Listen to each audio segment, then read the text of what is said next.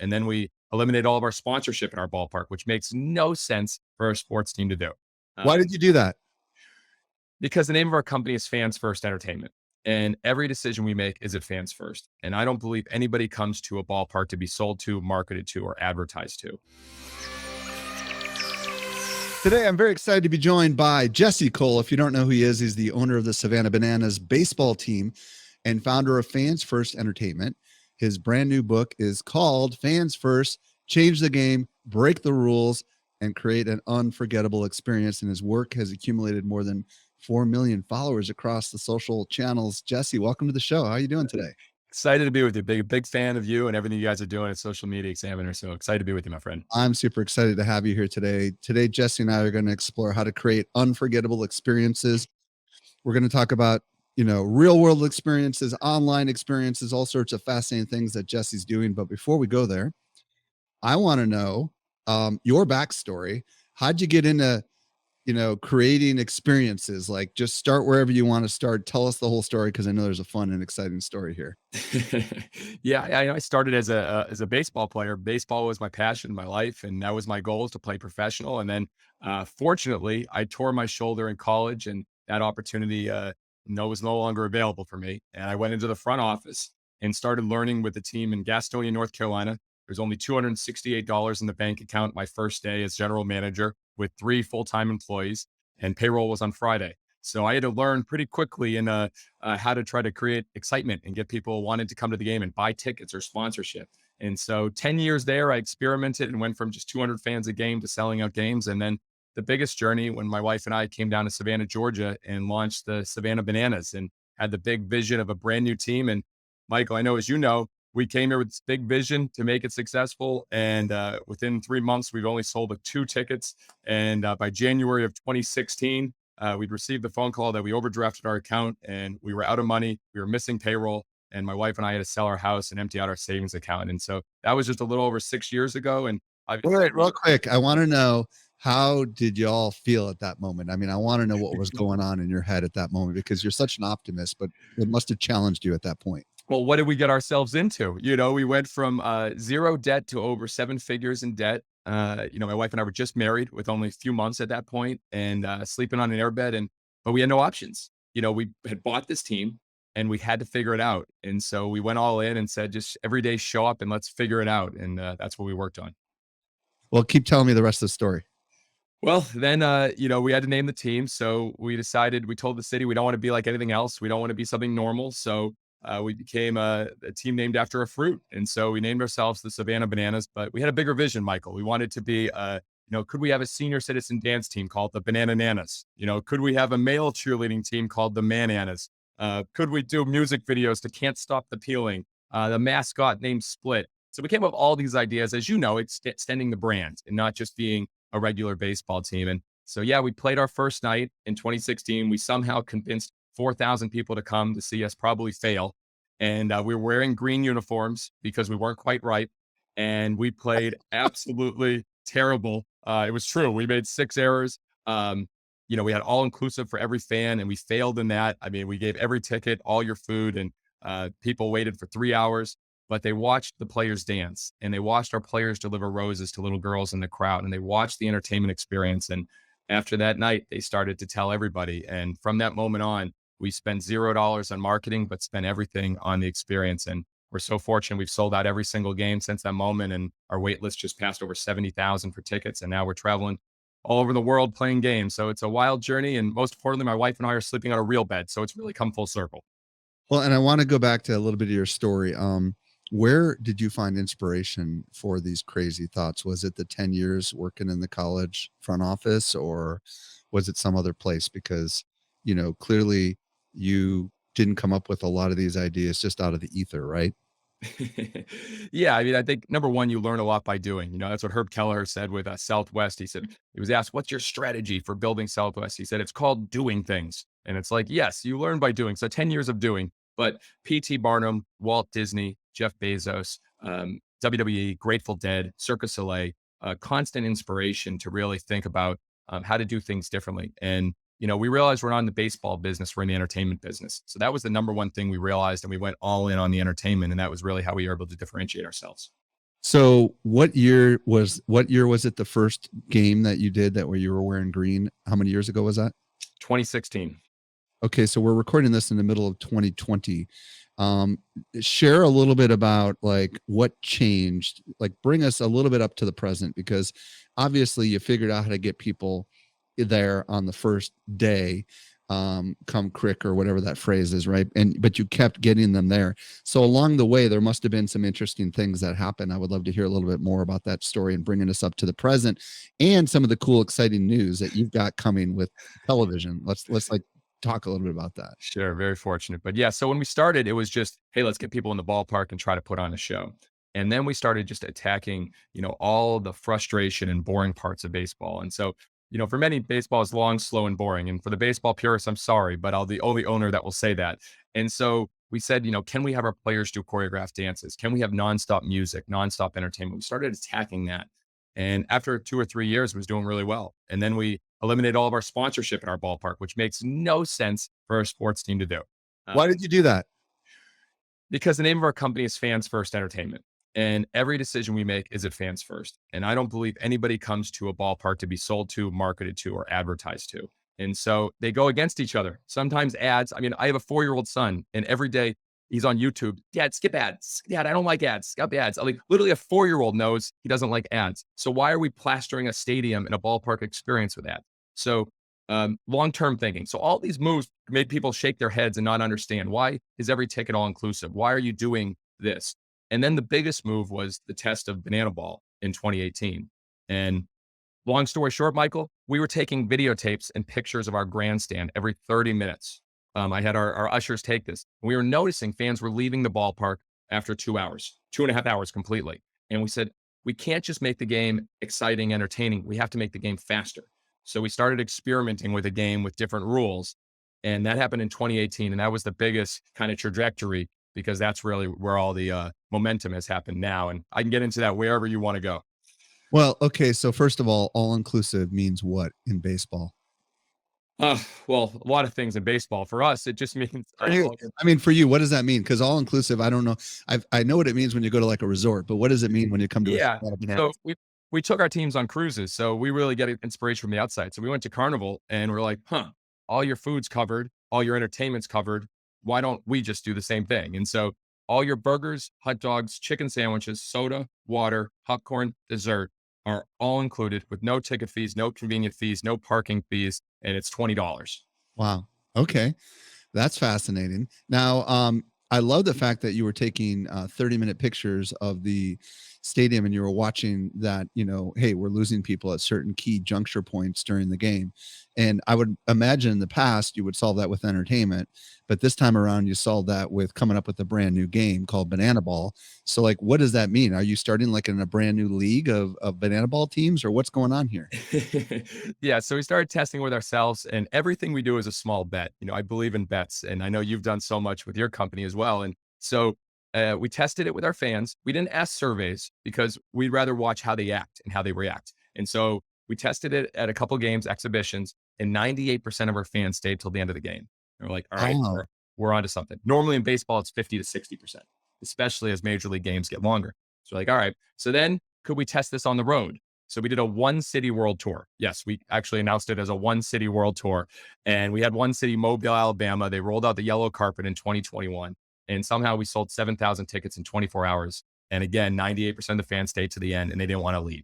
So we're like, we're onto something. So then last year we did a 7 city world tour. And same thing, we sold out 7 stadiums, even a major league spring training home where the Astros had 1,000 people for the day game and we sold out at 8,000 for the night game. So like now we're on to something. So now we're expanding to 25 cities. We'll have 2 teams similar to the Globetrotters, except every game counts. It's a real game. We take on challengers as well. And we travel with 120 people. Our pep band, our male cheerleading team, our breakdancing coaches, we bring everything. And that's really the future of the Bananas. okay. So, talk to us about how social has played into this, social media, and also talk to us a little bit about the TV show. Yeah, sure. Social has become everything for us. And that's why I was so fired up when you invited me to be on your show, because, when we realized clarity for us was we make baseball fun. And I think any company, whatever you do, what can you be the most of? And so we were said, we're not going to be the best baseball team in the world, but can we be the most fun baseball team in the world? And so we started designing our games with crazy hitting entrances, guys coming up to bat with their bats on fire and playing in stilts and kilts and all these craziness. And we said, well, why don't we capture that and show that off? And so our flywheel became our games. You have the game, and then you get an entire video team to capture it all and then share it on social media. And so this started in 2020 really heavily. And we put a lot of emphasis on TikTok because what we do is TikTokable. It's very crazy dances in the middle of the game and all this. And so all of a sudden we started growing, growing, growing, and we hit 1 million followers on TikTok on March 13th earlier this year.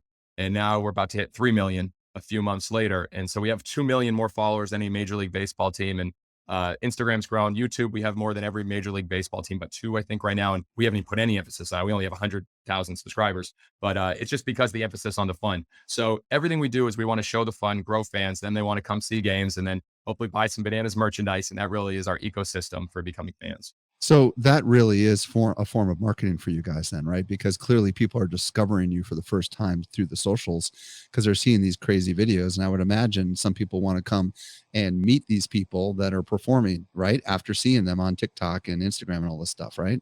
100%. So yeah, we spend $0 on traditional marketing, and even all in our social. We don't spend any money on the social. It's all organic. And that's part of our system. We learned a lot from Saturday Night Live. So every week we get together and we talk about OTTs, the over the top ideas. What are the crazy ideas we can put together? And we write them, we test them, we rehearse them in front of a live audience, and then we film them and we produce them. And it's a real system that we've developed to maximize it. And it's to work out pretty well over the last few months. Mention the TV show. What's coming up with that? So why don't I mention the 100 rejections first? Again, it sounds like a lot of things are coming together, and yes, they are, but there was 100 rejections. So we had producers come up to us in 2018 about the show, and they started doing it, started sharing, and everyone's like, no, we don't want to do these guys. We don't want to do these guys. And then SportsCenter did a piece on us in August, and it was one of the most viral SportsCenter pieces they did, went nuts. And so then we pitched them, and they're like, we've never done an episode show like this. You're not Major League. You're not Derek Jeter. You're not Michael Jordan. And so they said, slim shot. And then all of a sudden they kept seeing the social media, and the buzz. And they said, we're going to give this a shot. And I remember exactly where I was. I got the phone call, and they said, we're greenlighting this project. We're sending ESPN on tour with you for the World Tour this spring. And they stayed with us for 2 months. And yes, we have a show coming out, premiering on ESPN2 in mid-August. And then it's going to be 4 to 5 episodes after that, premiering on ESPN Plus. So we're very excited. Congratulations. Well, first of all, it's an amazing story. I thank you for sharing it. There are people right now who are marketers or entrepreneurs, and they may not understand why creating experiences like what you've created is so important to business. Maybe they're a little skeptical. What do you want to say to them? Why is creating amazing experiences so critical to your business and other businesses for that matter? I think it's one of the things we all know. It's just hard to teach and hard to test. We all know the best form of marketing is word of mouth marketing, and you can create that with social. Our team, we don't measure the amount of likes, the amount of follows. We don't measure the comments. We measure the shares. So when we get together every week, we talk, which video had the most shares? And then we discuss why. And because that is theoretically word of mouth marketing. So if we create a great experience, something very unique, something fun, something different, then all of a sudden you get people that want to share that. And so I think a lot of companies, we should spend more time on idea sessions, as we call them, idea paloozas, on those things that they can do, not just, hey, this is the way we've always done it. Let's do a marketing campaign. Let's try to generate sales. Why don't we create videos to try to create fans? And that's really kind of the driver of everything we do. Do you get a sense that a lot of people are returning customers? Yes, we're very fortunate. Again, this is something that the Grateful Dead did better than anyone. I know we both know David Meerman Scott and marketing lessons from the Grateful Dead. And, they had deadheads that followed them all around wherever they go. And we had fans coming to, West Palm and Kansas City and Montgomery and Birmingham. And they had signs with check marks of every single city that they were coming to. And I was like, you guys are crazy. And for me, that's why every night at our ballpark, we do between 5 to 10 things new that we've never done before in front of a live crowd, because we want them to come see something they've never seen before. And we want to stay relevant. That's something that's very important to us, is staying relevant. Well, and you could argue that this is what makes Walt Disney World and Walt Disneyland unique, right? Because they always have different things going on and try to get season ticket holders or whatever to come and be part of it. So, well, first of all, this is awesome. And I know you've written a book. all about some of the stuff we're going to talk about. But I would love to hear at a high level, what is your strategy? And I really want to zoom in on your 5E strategy so that people can be thinking about how to do this for their businesses.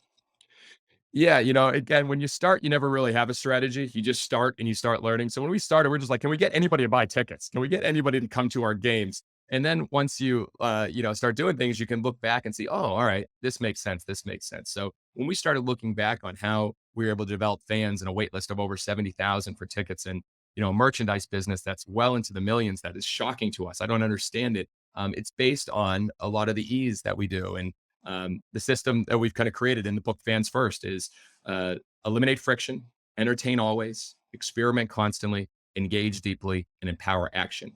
And when you look at all the decisions we make, they all are involved in those E's. And that's how we believe companies should stop chasing customers and start creating fans. And that fits into that whole body.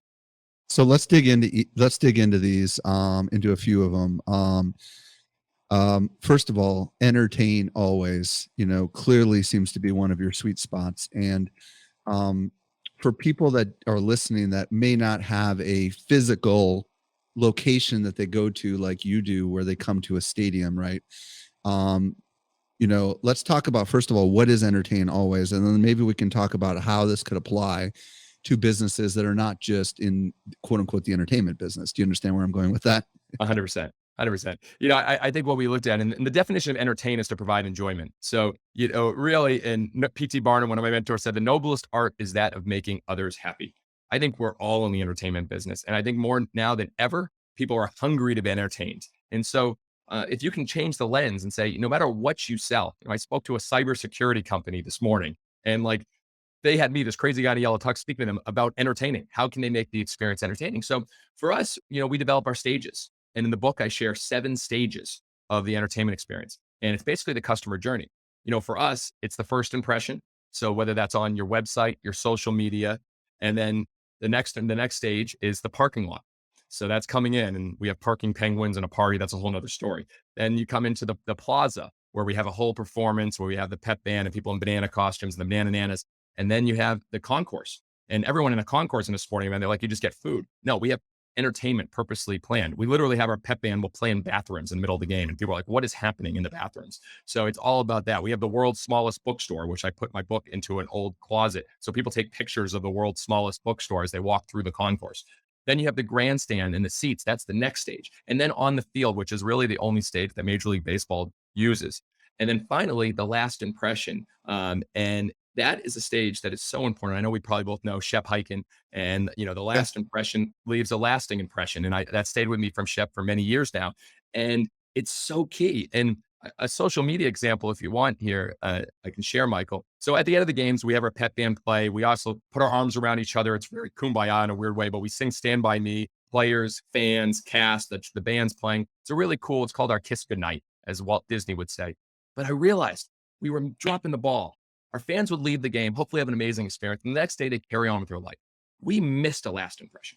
So on the world tour, I said, we're going to do it differently. So my wife and I, after every night, we'd write a handwritten letter about the night, about the experience. We would scan it into our computer. Our marketing team would send it out the next morning. Thank you letter from the owners of the Bananas. So that was a starting point. That's okay. But the next one I'm really proud of. And so I said, what happens a week later? What's your last impression? And so I remember the song, Michael. Do you remember Bare Naked Ladies, 1 week? Do you remember that? It's been 1 week. Do you remember that song? Oh, yeah. Now that you're saying it. Yes. Oh, it's way back, like 1996, way back in the days. It was an iconic song. And I thought, could we send a video about 1 week after experiencing? Could we write something, use our musical team, and do something? And so I sent it to our one of our interns, who is now a videographer, and he wrote a song. It's been 1 week since you've seen us play. Watch the banana nanas dance in a funny way. And we captured all the video from that weekend, put it into a video with specific lyrics, and would send it out to everyone that came to the game a week later. And then that was that. Okay, hold on. I want to pause on this for a second. So what I'm hearing you say is, at one point you were like, okay, we had this great entertainment experience and everybody left the game feeling good. Yeah. Then you decided, all right, we're going to handwrite a unique letter every game. And we're going to actually have it produced and handed to people as they left, so they could read it later and have it as a memento, if you will, of the game. But then you realized, Well, the last impression doesn't need to be when they leave your parking lot. The last impression can be whenever you want it to be. So, what I'm hearing you say is that you are capturing, and you do capture footage throughout the game, and then your production crew, if you will, puts together the video clips, and then you've got the music that's the same every one, but you've got this unique, like, for lack of better words, slideshow, but video, right? Is that kind of what you're doing? Yeah, it's actually a full produced video. Yeah, our team I produces meant like that. a slideshow, but it's actually more than that, obviously, because but the music track probably remains the same, but you change up the video every one based on what happened in the Yep, game. every weekend, it's new video footage, and even some of the lyrics change based on which cast members are involved in what shows, and it takes work, but I think the big key here, you talked about entertain always, you brought that up. We are not selling fans anything. We don't even have merchandise on that email, we don't have anything. It's the goal is solely to entertain them and provide something fun for them, and as we know this, people don't wanna be sold, people wanna buy, and so what happens is, indirectly, people just say, "I really wanna wear something that represents this team." What was the response to this video idea that you did? Just like our response to invoices. I mean, we even wrote invoices that are ridiculous. I mean, people write, they were shocked, they were surprised. People said, "Thank you, that made my day." And we didn't have a game. It was a week later. So we heard from a lot of, I mean, it was hundreds of views. So we would each night, we'd have 4,000 people at our stadium, but we were getting about probably 40% to actually watch the video, which is pretty cool. Now, there's some people listening right now that are saying, "That seems really expensive, Jesse and Mike. Why would I do that?" What's your reaction to that? You're right. It is. You probably shouldn't do it. No, no. The reality is, it's part of our video team. There's no. We are focused on long-term fans over short-term profits, and sometimes you have to do the unscalable to do the scalable. And from us calling, and we're struggling doing now. We used to do it. Every fan that bought a ticket, we called them and thanked them. Every person that bought Wow. merchandise, we called and thanked them. But when it got over 150,000 people, we realized that that was very difficult to do. Um, but that's where I believe if you start creating fans, then they start telling everyone about the experience. And again, it's why our wait list, when we announce we're going to go to a new city, that wait list jumps in the thousands right away, and we don't have to spend any marketing on it because the fans help sell it out. Okay, I wanna dig in on the first impression. We just spent some time talking about the last impression and why it's so important. And I do believe from my understanding of psychology and marketing that it's the first and last things that people tend to remember. Generally, it's not the stuff in the middle. It might be a climatic experience in the middle of the thing, but it's what their very first experience is what they're most excited about when they come through that experience, and then as they leave that experience. So let's talk about, like, what are some things we can do to create a first impression experience. Practical things maybe that anyone can do. I know you do crazy things, but what are some, you can talk about things you do, but you can also talk about things anyone can do. Let's talk about that a little bit. Well, so example, no matter what you do, you're selling something generally. If you're a business, you're selling something. So I think the biggest opportunity every company has is to go over the top and celebrate when they buy from them. So whatever it is, most people, and again, I got a little inspiration from CD Baby back in the day, but when people buy a ticket from us, you get a video sent to you. And every year we do a new video. But like the first one was like, "Congrats, you just made the best decision of your day. Right now, as your ticket quarter came in, a high priority siren went off in our stadium, and our Bananiacs rushed to the ticket laboratory to produce your tickets. And then a banana nana slowly walked in and hand selected your tickets. And we placed them on a silk pillow. We raised them up in the air and sang Na Sabania to celebrate the birth of a new fan. And then we brought your tickets down to the vault where they're underneath our stadium, under maximum security, ready for you to go bananas." And people put back like, "What is going on there?" But the reality is that's the video they get. You set the tone. Or Right. how about this, Michael? This came from our ticket experience coordinator. Again, because we have this fans first lens. Um, Before fans come to our game, we send them a playlist of music to listen to hype them up for the game. So for us, it's "Can't Stop the Peeling." It's "Holler Back Girl," which has that "This Is Bananas," Gwen Stefani part, and "Hey Baby." And so you can set the tone. If someone buys from you or someone's about to have a meeting with you, "Hey, want to send you this playlist to get you fired up for this meeting." And you can have a pre-playlist already done. It's just something that's a little bit fun. And when they buy from you, celebrate them. Make it big, make it bigger than larger than life, because that makes people feel special. And that's the game of the game is make people feel like they matter. And that's what we try to do. Okay, this is a crazy question, but how do you hire someone to help you with this kind of stuff? Because there aren't like fan experience job titles out there. You understand where I'm going with this? 100%. Yeah. Well, I'll tell you right now, if you put director of WoW and offer that as a title and say this is and offer a decent pay, I think a lot of people get a lot of desire and out of doing that and making people feel special. But we've just built it into our ecosystem. So I learned this from Darren Ross, the CEO of Magic Castle Hotel. And he said, we incentivize stories over sales. And I was like, what? He goes, we'll have a month contest or a quarter contest with the best story for a guest, and we'll give them a trip on a cruise. And so he's getting all these stories submitted of amazing things that they're doing for their guests. And I think companies always incentivize sales. You hit this, we'll do a bonus. We'll do this bonus. Incentivize stories. And so then you start seeing everything with a lens.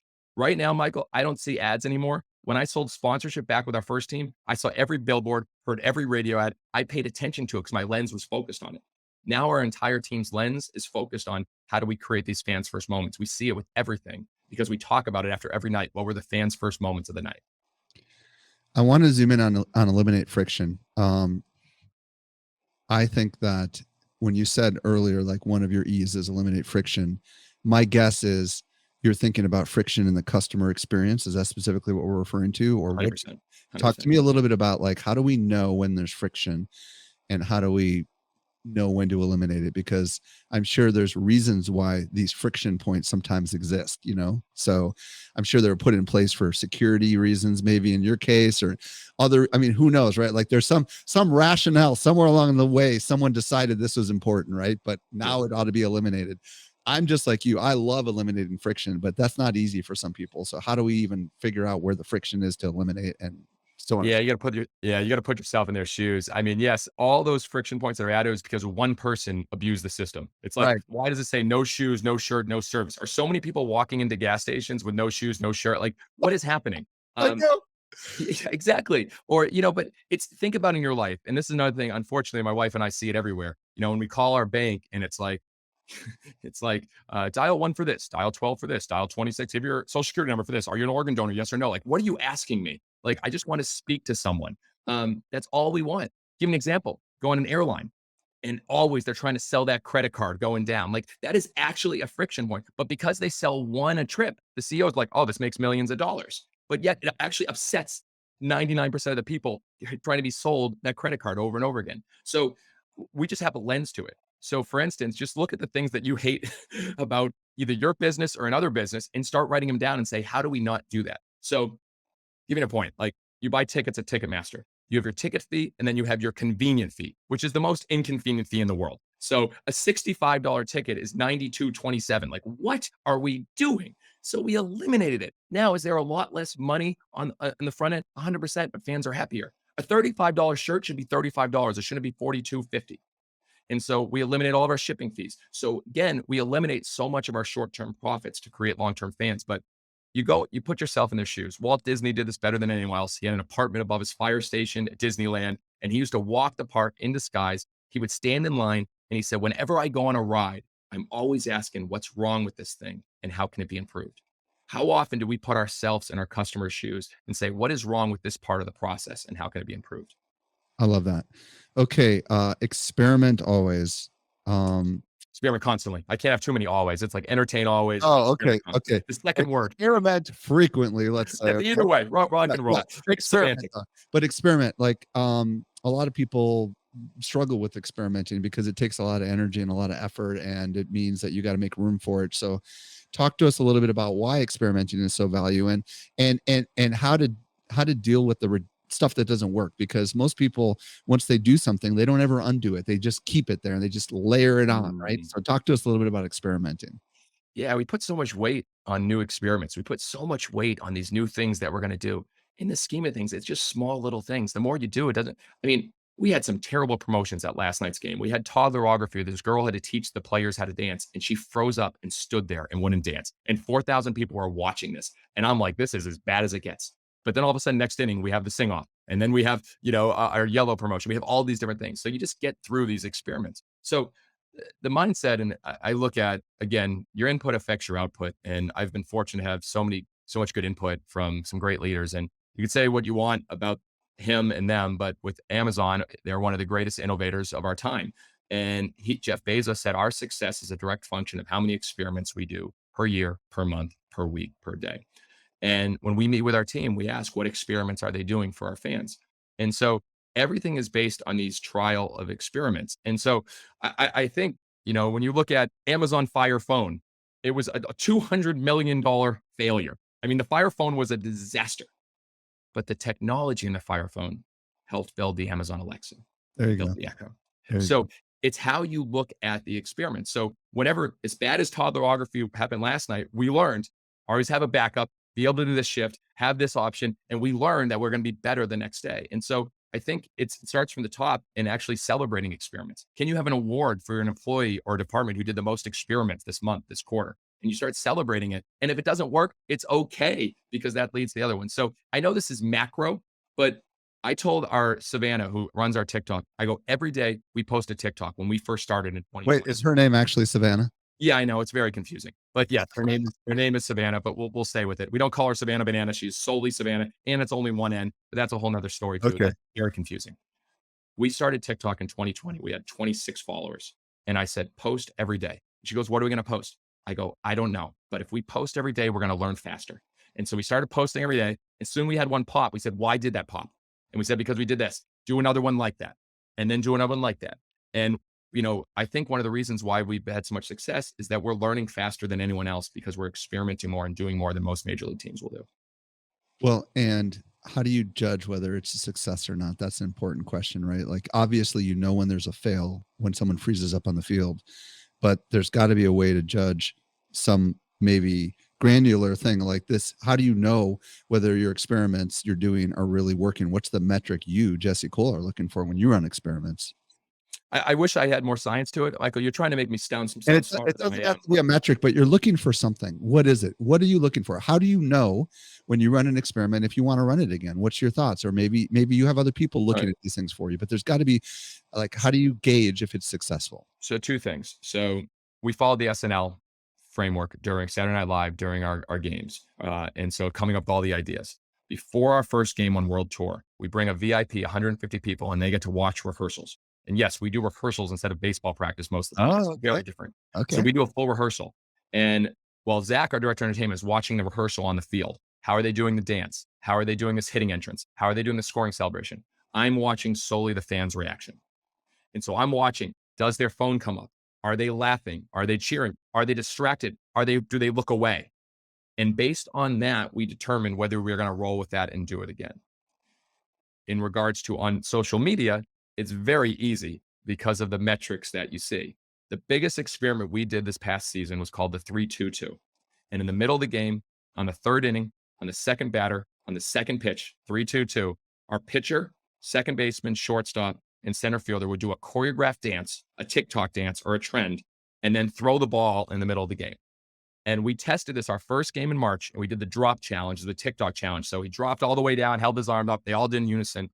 And then that night, it got 20 million views, thousands of shares. We said, wow, disrupting the game and doing something in the middle of the game is huge. The next week, we did a bigger dance, got 30 million views, then 50 million views, then 80 million views, and hundreds of thousands of shares. That test proved that we kept putting the gas on, and that's where we went with it. Absolutely fascinating. It's almost like a flash mob in the middle of a game or something like that, right? People have never seen it. Yeah, we didn't know if it was going to work. We're like, and can he actually throw a strike? And our pitchers have learned how to throw strikes and get guys out with the middle of a dance in a game. And, I think that those as a whole have got over 250 million views just this spring. Fascinating. So, okay. You mentioned a couple times that you're inspired by Saturday Night Live, and not a lot of people know what you know about Saturday Night Live because you've studied what they do. But I would love you to share a little bit more about like how you come together as a team and come up with ideas. Because it sounds like you guys are super intentional about it, and maybe a lot of people could learn from your methodologies here. Because I'll be honest, like, I've got a decent sized team, you've got a decent sized team, but I think unless I'm intentional about like doing something to cultivate these ideas, which it seems you do, I don't think they're ever going to get to me, or I'm not going to have time to process them. So what is it about the way that you do what you do that others could learn from as far as idea generation? I appreciate this is tough. In the opening of the show, there's a clip that I saw a clip. It's something like, we're just kids running a baseball team, and that's what makes it fun. And that's how I still feel. We're just kids running a baseball team, trying experiments. So I appreciate going into our ideology of how we do things. But yeah, following SNL, to be unbelievably creative, you have to actually put boundaries and constraints, which is crazy. If you ask great creators, They want deadlines because they won't just they need a deadline. And yes, they'll probably stay up till 5 in the morning, 3 in the morning getting it done, but they need that deadline. And so what SNL did, they set up pitch sessions on Monday where you pitch the new host and Lorne Michaels what some of the ideas are. Then you start writing Tuesday. You write through the night on Tuesday, which is crazy. Then Wednesday, you have a table read in front of everyone and you see which ones are liked. They narrow it down to about 40. They start building sets. They start testing them out. And then on Friday, and then Friday, they do more rehearsals. Saturday, they do in front of the live audience, the VIP at 8 o'clock. And then they cut 3 to 4 to get to their final show. That is their methodology. Oh, wow. Okay. Seriously. I didn't know that. So wait, what you're saying, Saturday Night Live is actually edited. You only see the best skits on Saturday. The live audience sees everything. No, No, it's live. So what they do is at 8 o'clock, they do say 15 skits. And then 3 of them that didn't go well, they cut those from the live show at 11:30, and they will choose the best 10, the best 12, whatever that number is. Fascinating. So how did you, it's very, I love the process. So now how did you apply this to your company? So we started the same thing. Monday mornings called our OTT meetings. So we get together our creative team and come up with over the top ideas. We don't have a marketing plan, but we have an attention plan for our team. And so it starts with creating over the top, outrageous ideas that make baseball fun. So this is where we come up with, we had a batter come up to the plate and do an actual split in the batter's box. This is where we'll have a player do ballet while he's pitching and coaching, and all these ideas of things that happen. We come up with these coming out on a motorcycle and et cetera. And so we'll come up with those and then we'll say, can we pull it off? And we'll put it into the script. We'll do a table read with our whole marketing team and say, these are the crazy OTTs. Then we'll start thinking of how we're going to film it. How are we going to capture it? We start rehearsals Thursday, Friday. We do the live rehearsal in front of VIP. We choose what we're going to do officially and do it in the game. And I would say 50% don't work that well. But the ones that do work, that you end up seeing, usually work really well. And I think, Michael, you asked a question a little while ago about how do you do this? And so if you asked my executive rock star, and I like titles, so instead of executive assistant, executive rock star, to look at my schedule, I would say 40% of my time is actually idea sessions with our team. Heavy on Monday. I always want to start the week with them moving forward. And then I usually have 2 more throughout the week where we get together and it's 30 minutes to an hour dedicated on solely ideas for our show. And I think leaders, they think ideas is a waste of time. I think it's the best use of time because that's what really moves the needle and making big change and making an impact. I love this because, I mean, as the CEO of my company, if I'm intellectually honest, a lot of the ideas I get by listening to podcasts or watching documentaries. And then I come in with these ideas and then my team gets overwhelmed because they haven't been programmed to have flexibility to, and I'm sure that's probably how it started with you, right? 100%. So you had to slowly rejigger everything, right? In order to or did you have to hire special people to be able to do this? You need executors. Alan Fadden wrote a great book, Innovation on Demand, and he set up the CARE assessment. And there's four types of people: creators, advancers, refiners, and executors. And me and one other person, our entire staff, are thoroughbred creators. Then you need the advancers, the refiners to say, oh, this might not work. And then the executors to finally make it happen. So you find out all the people on your team. And I knew, wow, we need some executors. We got some good advancers, but executors that can finish it and finalize it. So our director of entertainment is one of the best executors there is. We have a creative director who its title is creative director, but he's really an executor. And so in our meetings, it's me, another creator, an advancer, and 2 executors. And so just the 5 of us, we can actually come up with idea and know how to make it happen and execute it within that time. And I think that's so key. We come up with ideas as leaders, say, hey guys, we're going to do this, but you don't have the right people in the room or they don't know how to do it. But if you're all in the room together, you figure out how to do it together and you get to throw in the new ideas. The refiner might say, ooh, change this, adjust this. Jeff Bezos is a creator refiner. So he actually can create and refine all together. And then he gives it to an executor to make happen. And so that's how we were able to do it. And I think if you put not just yourself, Michael, but if you have a team together to do it, that's when the magic happens. You must allocate time during your 2.5 hour or however long your games are by design, that this is always going to be something new in this gap, or do you have somebody who's really good at kind of saying, all right, we've done this one too much, it's time to pull that one out? I mean, because if I put myself through any customer experience for any product, there's only so many touch points and so many opportunities you have to be in front of that customer. And generally speaking, if you're going to insert something new, you've got to stop something. I often call it a stop in list, right?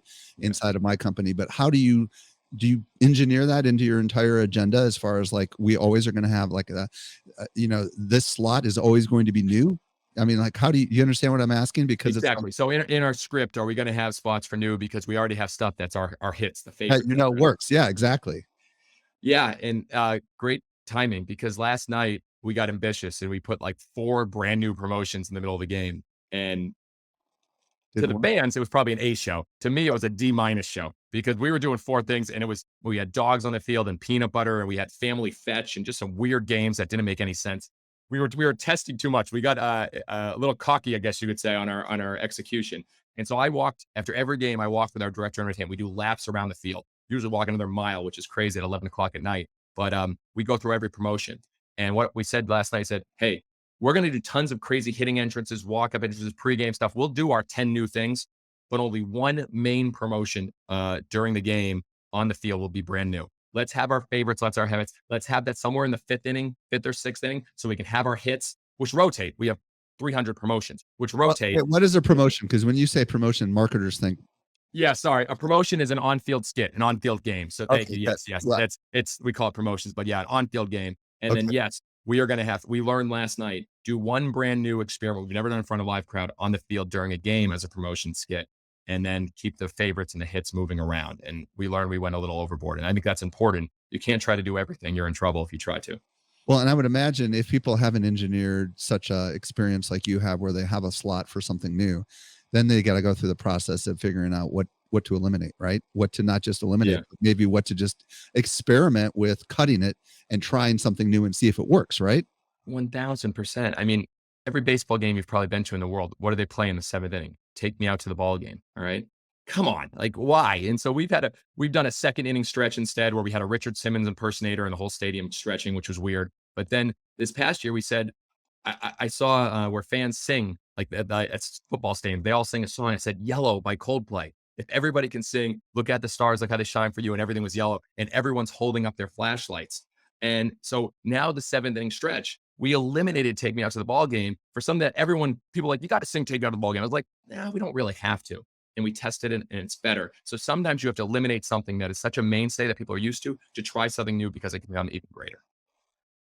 Jesse Cole, this has been a fascinating discussion that we've had, covering all sorts of things that I think our audience is going to absolutely love. If people want to get your new book, Fans First, I would imagine it's everywhere you can get books. But if they want to reach out to you and or your team on the socials, is there a preferred social platform? And if they want to go to a website and check out your Savannah Bananas, where do you want to send them? How do they find you all? Yeah, we're pretty easy to find. I was told if you just search Yellow Tux, you'll find me, because yes, I am in a yellow tux a lot, and yellow tux is my thing. So I'm easy to find. I spend most of my time on LinkedIn. I'm impressed by you and so many of the marketers that are part of this channel that dominates so many of the different platforms. I personally just write on LinkedIn. That's my clarity. I write kind of what we're doing from a business sense. And the team, yeah, I mean, TikTok's our biggest platform. Then you go Instagram, and then we're kind of going down there. But as far as our team, we've learned that we learn more by talking about what we're doing and teaching and trying to grow and ask questions. So our team is very accessible, probably to a fault, but if you have any questions, we'd love to help. And then if somebody wants to catch the game, is it thesavannahbananas.com, or is there some other website? Yes, jump on the wait list priority list. And we actually have a list for cities to come to. We're going to be announcing probably early October, the 25 new cities we'll be taking Banana Ball to next year. And we can't wait. It's going to be fun. Jesse Cole, on behalf of all of my audience, I just want to say thank you so much for choosing to share what you've learned in this book and in today's interview. We're better because of it. Thank you, Michael. Big fan. Love what you guys do.